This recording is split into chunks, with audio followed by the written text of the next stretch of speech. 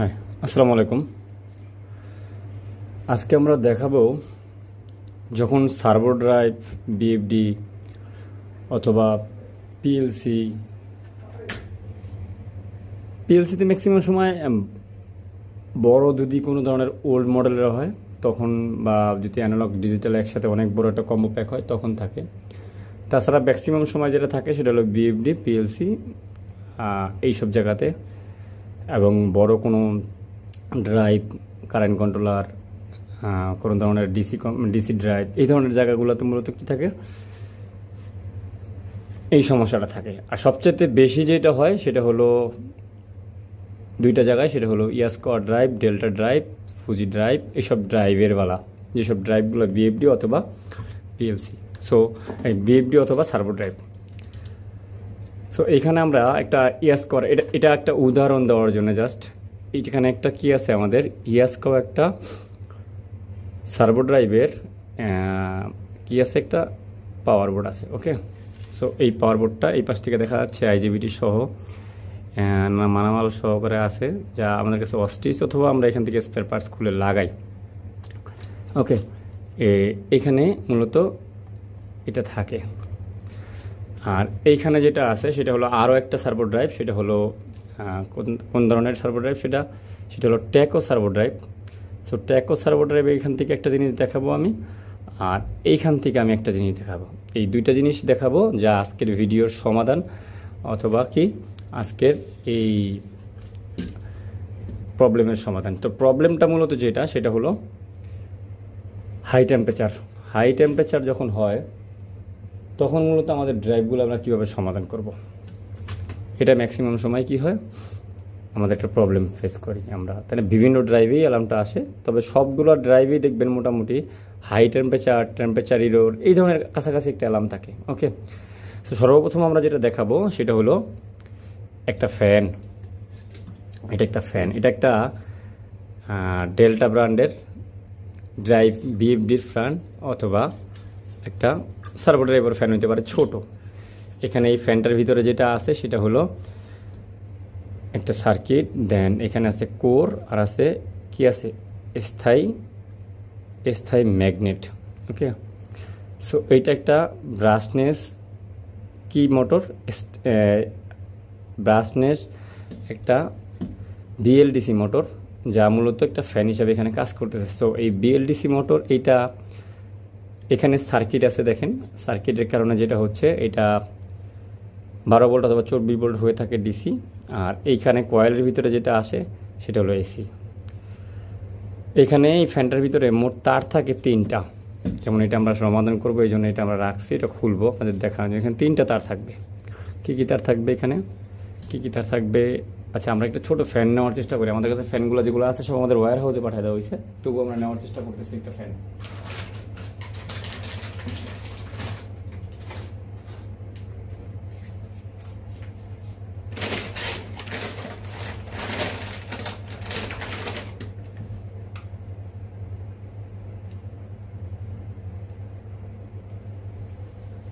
একটু ওয়েট করবেন, ফ্যান নেওয়ার চেষ্টা করতেছি।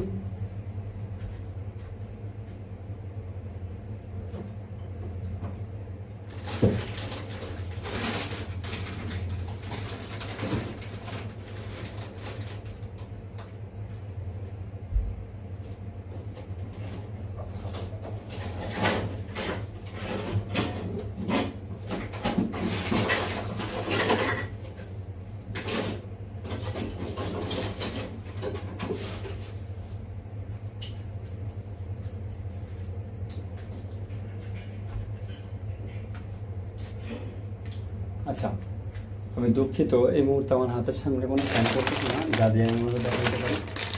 তবে আপনারা ম্যাক্সিমাম সময় ফ্যানগুলো দেখতে পাবেন, আমার আগের একটা ভিডিও আছে নিচে, আমার ডেসক্রিপশনে থাকবে ভিডিও লিঙ্ক দেওয়া, সেখান থেকেও চাইলে দেখে নিতে পারবেন। সেখান থেকে আপনারা হয়তো বা ফ্যানগুলো দেখতে পারবেন। ফ্যানগুলো সবসময় 3টা তারের হয়ে থাকে, খেয়াল করবেন 3 তার। এখানে একটা তার থাকে যা 3 কোরের, সেটা একটা থাকে হলুদ কালারের, একটা থাকে হয়তো বা লাল কালারের, একটা থাকে হয়তো বা কালো কালারের, তবে ম্যাক্সিমাম সময় হলুদ কালার একটা থাকবে, অথবা সাদা কালারের একটা থাকে। এই 3 তার এখানে লাগানো হয়। ওকে, তো এটাকে 3 তারের মাধ্যমে যে কাজটা করা হয় সেটা হলো একটা তার এখানে আউটপুট হিসেবে কাজ করে, একটা সেন্সর ভিতরে লাগানো থাকে, যে সেন্সর মূলত কী করবে, এই ফ্যানের যে বাতাস চলতেছে যে সেই বাতাসটাকে সে কী করবে, সেন্স করবে এবং সেটা কার কাছে পাঠাবে, সেটা পাঠাবে মূলত